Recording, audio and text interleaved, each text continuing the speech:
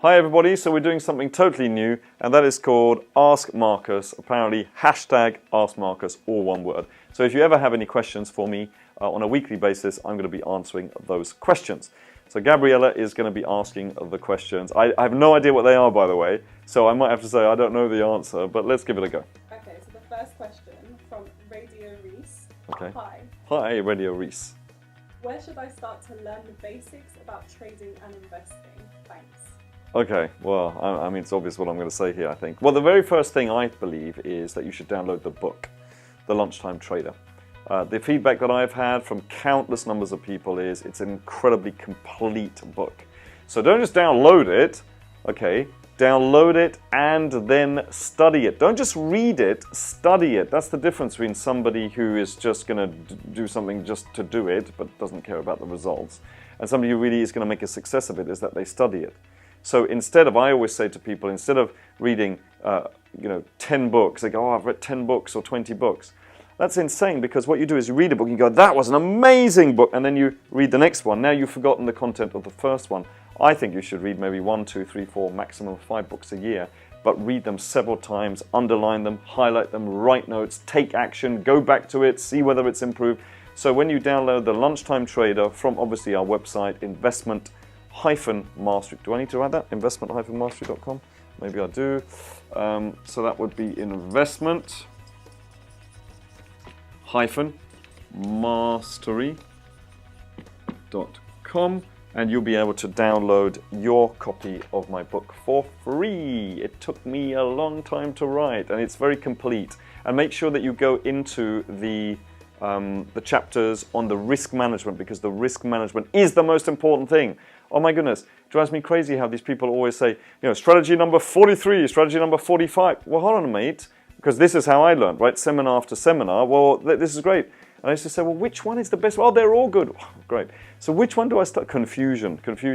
When actually the most important thing is risk management. So make sure that you obviously, you'll have the strategies in there as well, like the PCA, the VCA, the buy zone, sell zone, and the Buffalo, and the leverage Buffalo, but make sure you read about the risk management. Very, very important indeed. And then come on our one-day event, because our one-day event is everything you ever wanted to know but were too afraid to ask about trading and investing.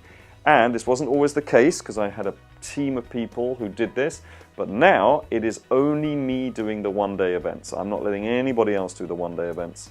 So I'll be doing them personally. I'll be meeting you personally. I'll be answering all your questions personally. We will not leave until all your questions are answered. And at the end, because it's from 10 o'clock in the morning till 6 o'clock in the evening, I actually go through the 7 steps to financial freedom, which is based on my first book, The Wealth Workout. Hooray! Anybody who's been on my wealth workout know why I just said that. So I hope that answers some of your questions. Start with a book. That's the very best thing. And you can actually download it, and you can get my book for free. So that's good. And you go to investment-mastery.com. So what is the next question? Okay, so Brandy Design asked... Brandy Design. Cool. Okay, Brandy Design. So she asked, what stock or commodity can I invest in to benefit from the upcoming meltdown? Ooh, that's really interesting. So, first of all, that's such a wide question, because first of all, I'd need to know about, what do you know, what don't you know? Like, do you know how to sell short? Because one of the ways that you can make money is by making money going down, right? So that's one way. That's called selling short, where you sell something at the top and then you buy it back. It's just like buying something at £1 and selling it at 2, where you make a £1 profit. But here we're going to sell for 2 and we're going to buy it for 1, making a £1 profit. And it's just the opposite way, but it's exactly the same. Buy, sell short, buy to cover. Because that's one way. The other way is and I'm doing this actually, is to buy gold. You can buy it online, physical gold, but then you do need to store it somewhere. You can also buy silver. I prefer silver. Why? Because it is on an elastic band to gold. So when gold goes up a little bit, silver goes up a lot more. When gold goes down, silver goes down a lot more. So I personally prefer silver, but a lot of people really, really love gold. And that is the traditional hedge to when there is this meltdown that Brandy, is it? Brandy Design is talking about. Another new way that we believe, or I believe at least, is cryptocurrencies. I think that not everybody, but there's going to be a substantial amount of people that are going to flee into the digital currencies. So obviously I can't recommend certain things, although I know I just talked about gold and silver. But I think these are well-known hedges, right? So on cryptocurrencies, just look at the top 5. And if you don't have enough money to diversify, then obviously the number one, the biggest of them all, the mama, is Bitcoin. And so I think some people are going to flee into that. Potentially another thing to do, although if it's a meltdown, this might not help, but what some people do is they get into staple companies. So for example, what people need to buy anyway, kind of like a staple or a shopping basket. So shampoo, it would be staple consumer goods like what do you need to do? Toothpaste, soaps, and so it's companies like, and I'm not recommending, but it's companies like Procter & Gamble, for example. Who you're probably using Procter & Gamble without knowing it, So it was Procter & Gamble. Well, have a look, and you will see that you're probably using it. Could be your soap, could be your shampoo, could be your moisturizer or whatever it is. So you'll get into companies like that. Consumer staples. Always think about, even if there's a meltdown, what do people still need to buy? And those are consumer staples. So those are the kind of things that you can do. And obviously, I will do all of those things. One more thing, by the way, is you could actually buy an inverse ETF. Now let me write that down, because the inverse, right, ETF. Now an ETF, but that has to be an inverse one, right? So normally you'd buy an ETF, which is a basket. This is supposed to be a basket. Doesn't look like a basket, but it is a basket of shares that is done for you. Okay, these are shares to put into this exchange traded fund. So it's a fund that's already, everything is inside, but there's no manager. And so therefore, instead of paying 3-4% a year, so you're down 3 to 4% already before you start, it might be, 0.45% or maybe 0.6%. So not a lot, and it's well worth paying, but you're going to get an inverse one. So for example, you get an inverse FTSE. So instead of shorting the market, you just buy. If you bought an ETF normally, you're buying for it to go where? Probably up, right? But the inverse one, you're buying it, so when the FTSE falls, this ETF is actually going to go up. So it's an inverse ETF. Now, warning, don't buy any leveraged inverse ETFs, ×2 or ×3, because what that means is that if it goes up a little bit, you're going to make 3 times the money. Now, you're probably going to go, well, that sounds amazing. No, it's not, because when you buy it and wait for this meltdown that you're talking about, then in the meantime, you're actually losing money because somebody has to pay for that leverage. So buy just the normal inverse ETF. And if you don't know which of the ETFs to buy, here's an insider trick for you. Always look at the volume. What does volume mean? It's the amount that is being bought and sold. Go for the one with the largest volume. Why? Because you always want to be getting out of something that you get in. So for example, people who bought property in Spain, they're stuck because they can't get out. So always buy something where there's a lot of buying and selling going on, i.e. volume, so that you can also get out of what you bought. And by the way, I have done all of the things that I just talked to you about, because whether there's a meltdown coming or not, I always want to be prepared. So there were 5 different things there, and I'm doing all of those. So thank you for the question. Gracie Bab EXO has asked, Gracie Bab EXO, okay. As a 15-year-old who has just got a weekend job, how would I start to look after money? Okay, so great question. Thank you for your question. So how to start looking after your money is by managing your money. So what most people do is they have money coming in. And by the way, this is straight from my mentor, T. Harv Eker. And if you haven't been to the Millionaire Mind Intensive, why have you not been to the Millionaire Mind Intensive? It's an amazing 3-day course. How much does it cost? A couple of £100. Not even, I don't think. I think less than that. I'll give you my version of what he teaches, okay? It's brilliant. By the way, this will change everybody's life. So just because a 15-year-old just asked it, well done for asking it.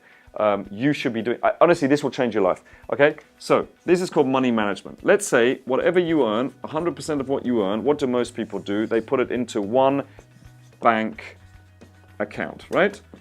And the challenge that they have is that when that happens, 100% is in there. Now, somebody will come along and will say, hey, do you want to go out? And you go, yes. You look in there, you go, I got the money, I go out. So that money then goes out. Now you don't have 100 left, let's say you've got 90 left. Somebody else comes along and says, hey, do you want to go out? You look in, you've got 90, but yeah, of course I want to go. You keep doing that, but what you've actually done is you've taken money for your fun account, which by now is empty, by the way, and you should stop going out or have people come round and say, hey, yeah, you know, I'd love to go out, but actually, can we do it next month? Or you could say, why don't you come round, I'll supply the DVD. DVD, do people still use DVDs? Some people still use DVDs. I'll supply the Netflix, okay, and you get the drinks and the popcorn and the food, and just have a party that way until the next month where the 100% comes in again, okay? So what you're doing is you're not managing your money, and that's what most people do, so that at the end of the month, they have no money left. So what we're going to do is, yes, 100% will flow into this, but then there's going to be several that actually then flow out, okay? You're going to keep, well, let's say 55%, okay? This is what Harv generally suggests, but it does depend on your age and how much money you make, and this is for all the necessities in your life. These are things like you're going to have to eat, probably. You're going to have to pay rent or mortgage. You're probably going to have to get a haircut now and again. Some people need makeup. Some people need coffee. Anything that you actually need to do, clothing, etc. So that's going to be your biggest one. Okay? You can do this online. I personally use. Who do I use? First Direct. Can't believe I forgot that, because they're brilliant. Okay, they're brilliant. It's all online, absolutely fantastic. Customer service, amazing, amazing, amazing. So that's what I use, but you know, I'm sure there's others that are online as well. That's just the one that I use. And when my 100% comes in, immediately at the beginning of the month, I put 10% into here, 10% into here, 10% into here, 10% into here, etc., etc., etc. Okay. So for example, so for me, I actually have 20% in my, but you might not be able to. So let's just say, let's put 10% is going to go into your investing account, okay? Harv calls this financial freedom account, which is awesome, right? But let's say this is your investing account. Now that's 10% every month. So people will say, well, I don't never have any money to invest. Well, that's because what you did is you only had one bank account, and you kept taking money from there, thinking there's lots of money in there. At the end of the month, you're like, oh, let me invest. Oh, I don't have any money left because I've been having too much fun. Okay? Nothing wrong with having fun. See, talking of fun, there's another one. Harv calls this the fun account. Actually, he calls it the play account. Let's call this the fun account, okay? The fun account. Guess how much is going to go in there? You probably guessed it. 10%. And this you need to spend every single month. It has to be gone. Now, there are people out there that can't do this. There's also people out there and go, excuse me, I can actually spend 20% just like that, okay? The camera person, by the way, is agreeing with me right now.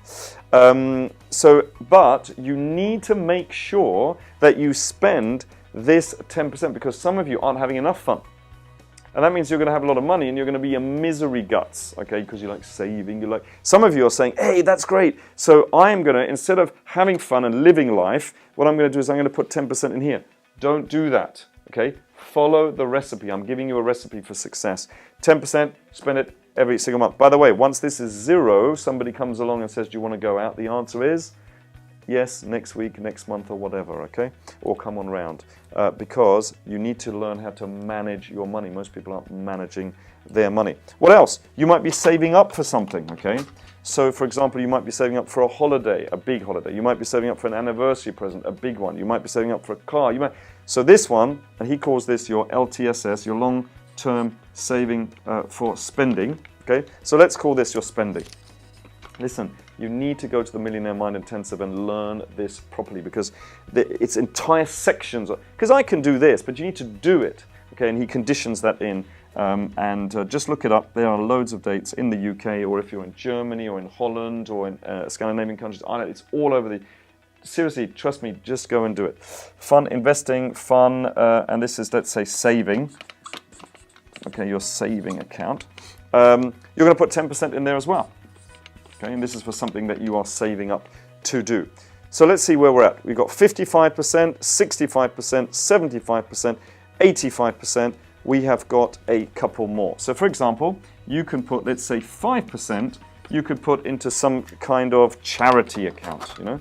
You want to be able to, and this is brilliant because we have people who do this who never really, they always wanted to give to charity, but they never have any money. The reason they never have any money is because they've got everything in here and they keep taking everything out of there, so they're not really what? Managing their money. But now, you automatically at the beginning of the month let 10% go in here, 10%, 10%. And you can't then go and do something without looking at the account. You just go online, you have an app on your phone, you look at it, it takes seconds, right, to do. And then you take it out of there. In fact, if you could have a card for this, or when you're going out, a card for this, could be a debit card, right, and use that for that account, oh my goodness. Then you know when it's zero and then you have to stop. It's brilliant. It's so fantastic. Now, the biggest, well, not the biggest one, because I think this is the biggest one. In fact, they're all big. But the one that I love the most is this one here. It's your kind of personal development account, right? It's this one here, your PD account, right? And there's 10% here. This is, or you could call this your personal growth account. This is for you to make sure that you are growing every single day, every single week, every single month, so that you become a bigger person, so that all your problems that you thought were this big, in a year from now, they're this big, which is great, great news, and you will have other even bigger problems, right? So my challenges, I have loads of challenges. They're just bigger challenges. But I have, it's not like, oh, then you don't have any challenges. You do, they're just bigger challenges, right? So, but that's what I want. I want a bigger challenge, so then I find a solution, I have a great solution to it. So here we go. So 55, 65, 75, 85, and 95, and that is 100% of your money. So to answer your question, you need to manage your money in this way. And start doing it. I mean, I know you're 15, but everybody else can start doing it. For you, get your parents to start doing it if you haven't yet set up a bank account for yourself. But I think you're probably going to be able to do that pretty soon. In the meantime, start practice doing it. Don't wait for the money. Some people say, well, I don't have the money, so therefore I won't do it. Well, guess what? You'll never have the money because you haven't managed your money. It's the other way around. Once you start managing your money, you will then have money to manage. Once you start managing your money, you'll then have money to invest. Once you start managing your money, you will then start giving to charity, you'll have savings, and you'll be able to grow even more. So I hope that answers your question. Do it, because I promise you, I have had countless, thousands of people say how amazing this system is. Go ahead and do it.